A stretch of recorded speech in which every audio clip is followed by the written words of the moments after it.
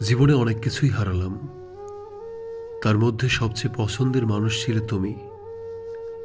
যদিও গল্পটা ছিল অল্প, তবুও তোমাকে মনে রাখবো মৃত্যুর আগ পর্যন্ত। তুমি ছিলে আমার জীবনের সবচেয়ে পছন্দের মানুষ। তোমার হাসি, তোমার কথা, তোমার সাথে কাটানো প্রতিটা মুহূর্ত সব যেন এক একটা যন্ত্রণাদায়ক স্মৃতি হয়ে বুকে আঘাত করে। আমাদের গল্পটা খুব বড় ছিল না, তবুও প্রতিটা পৃষ্ঠা আজও আমায় কাঁদায়। আলো আঁধারের মাঝে একটা সম্পর্ক, যেখানে তুমি ছিলে আলো, আমি ছিলাম ছায়া। আজ তুমি নেই, তবুও প্রতিদিন তোমায় খুঁজি।